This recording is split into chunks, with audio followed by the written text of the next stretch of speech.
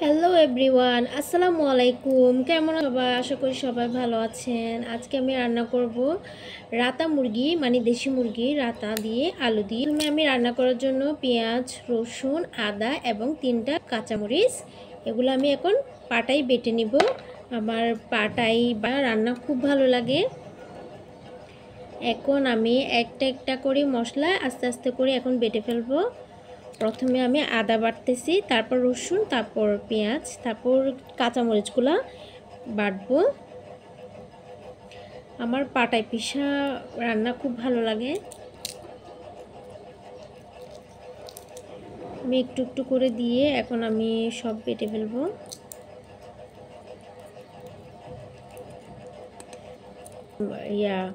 আদা রসুন বাটা শেষ, এখন আমি পেঁয়াজ বাটতেছি।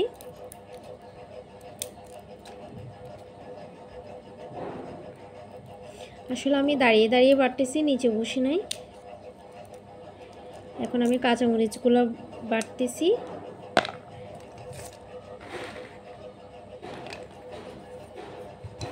একটা একটা করে সব মশলা বাটা শেষ এখন আমার। এখন আমি একটা কড়াইতে পরিমাণ মতো তেল দিয়ে দিয়েছি। এখন তেল যখন একটু গরম হবে, আমি আস্তে আস্তে করে একটা একটা মশলা দিয়ে দিব। প্রথমে আমি যে মশলাটা বাটছিলাম, এখন আমি ওই মশলাটা দিয়ে দিয়েছি।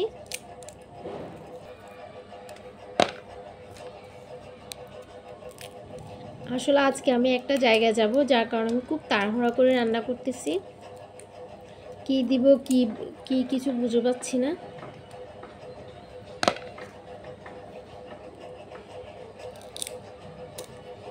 একটু সামান্য পানি দিয়ে দিলাম। এখন 3টা তেজপাতা দিয়ে দিয়েছি।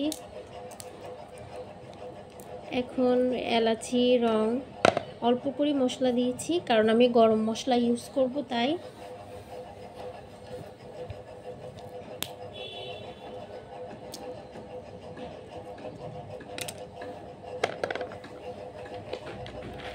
এটা হচ্ছে যে জায়ফল এবং জয়ত্রীকের বাটা, সামান্য চিমটি পরিমাণ দিয়ে দিয়েছি।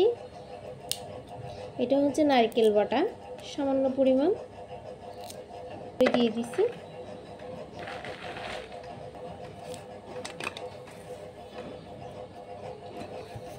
এখন দিয়ে দিলাম সামান্য পরিমাণ টক দই।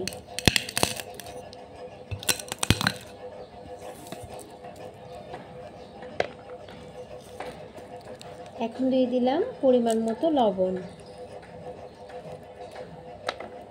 এখন দিয়ে দিব দেশি মুরগিটা। একসাথে সব কিছু মিক্স করে কষাবো।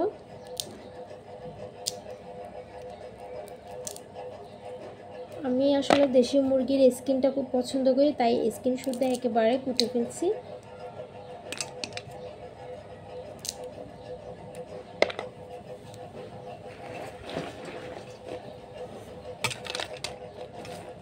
এখন আমি সব কিছু সুন্দর করে নাড়াচাড়া করব। নাড়াচাড়া করে একটু কষাবো। এখন এটা দিয়ে দিলাম পোলাও পাতা। এটা আমার গাছের পোলাও পাতা। এখন একটা একটা করে মশলা দিয়ে দিব। প্রথমে দিয়ে দিলাম হলুদের গুঁড়া,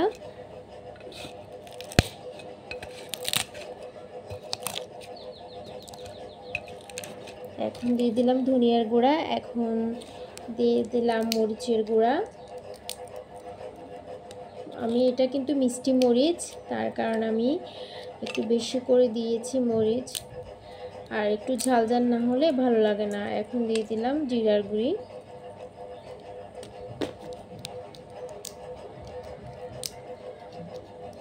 এখন দিয়ে দিলাম গরম মশলার গুঁড়ি।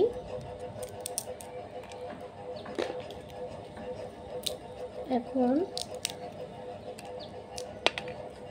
সব কিছু এখন একসাথে আবার মিক্স করব। আসলে আমি অনেকক্ষণ কষাবো, কষানোতে রান্নার মজা হয় কষানোতে, তো আমি অনেকক্ষণ কষাবো। আর এটা হচ্ছে দেশি মুরগি, এই রান্নায় একটু সময় লাগবে।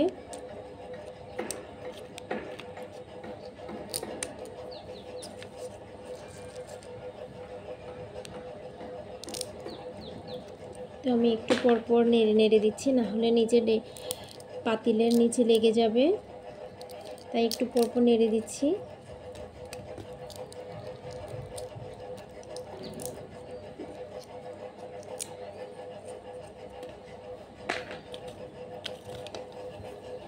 এখন আমি আবার একটু পর পর নেড়ে দিচ্ছি আর দিয়ে দিচ্ছি একটা টমেটো কুচি।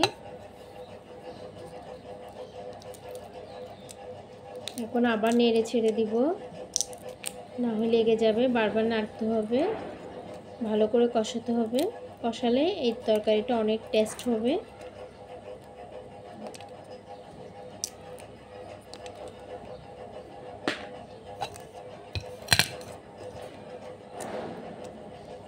এখন এসে আবার নাড়াচাড়া করতেছি, কষা না হলে লেগে যাবে, বারবার একটু পর পর এসে নেড়ে দিতে হবে।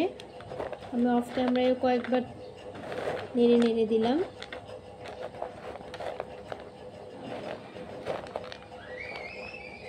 আসলে এই রান্নাটা কিন্তু এই রান্নাটা মাটির চুলায় রান্না করলে কিন্তু অনেক মজা হয়। আমার মাটির চুলা রান্না তো আরও বেশি ভালো লাগে। তখনকার মায়েরা ঝোল ঝোল করে লম্বা পানি দিয়ে রান্না করতো এই দেশি মুরগি, মাশাআল্লাহ অনেক মজা হতো। আর এখন আমরা কত কিছু দিই, তারপরেও তো এমন স্বাদ পাওয়া যায় না মায়েদের মতো। চিকেন থেকে একটু সামান্য পরিমাণ পানি বের হয়েছে কষাতে কষাতে।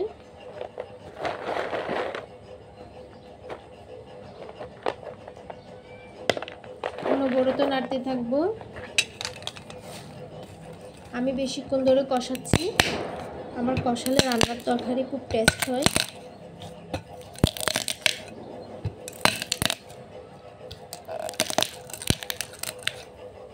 এখন আবার 10 মিনিট পরে আবার আসলাম। আমার রান্না প্রায়টা কষা হয়ে গেছে।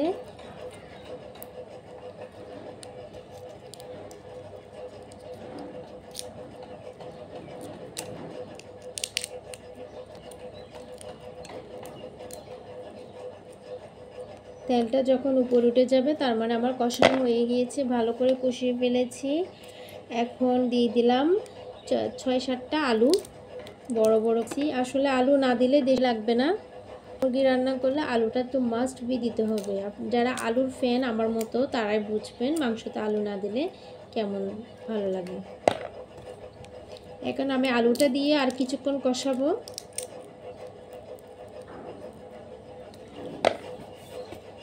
আলুটা দেওয়ার পরে আমার আলুটা এখন অর্ধেক সিদ্ধ হয়ে গেছে আলু।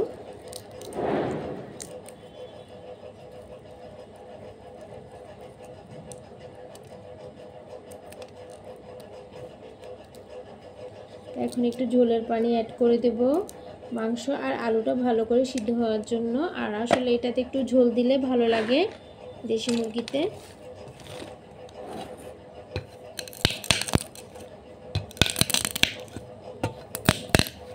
আসলে আমি যে পরিমাণ রাখবো তার থেকে সামান্য বেশি করে ঝোল দেব।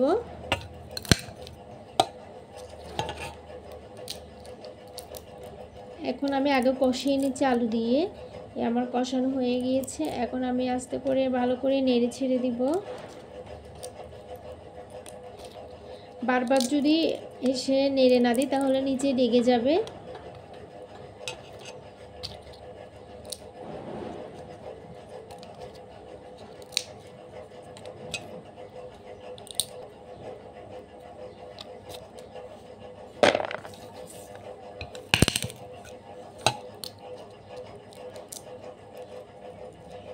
মাশাআল্লাহ পুরা ঘরে কি ঘ্রাণ চলে আসছে, অনেক অনেক মজা হয়েছে এই রান্নাটা। দেখতে তেমনই লোভনীয় মনে হচ্ছে না, বাট রান্নাটা খুবই ভালো হয়েছে। এখন আমি একটু গরম পানি দিয়ে দিলাম। আপনারা যদি ঠান্ডা পানি দেন তাহলে এটা পাতিলটাও ঠান্ডা হয়ে যাবে, আমাদের রান্নাটাও ঠান্ডা হয়ে যাবে আর সহজে সিদ্ধ হবে না, যার কারণে গরম পানি দিতে হবে। এই দেশি মুরগি রান্নাতে এবং গরুর মাংস রান্নাতে অবশ্যই আপনারা গরম পানি ইউজ করবেন। আমি লম্বা ঝোল দিয়েছি,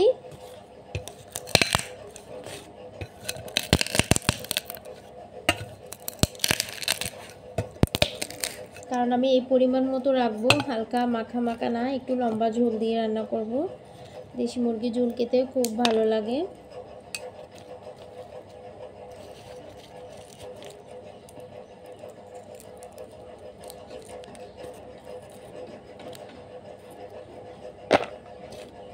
আমার রান্না শেষ। আজ এই পর্যন্ত। কেমন লেগেছে আমাকে কমেন্ট করে জানাবেন, আর আমাকে সাবস্ক্রাইব করবেন।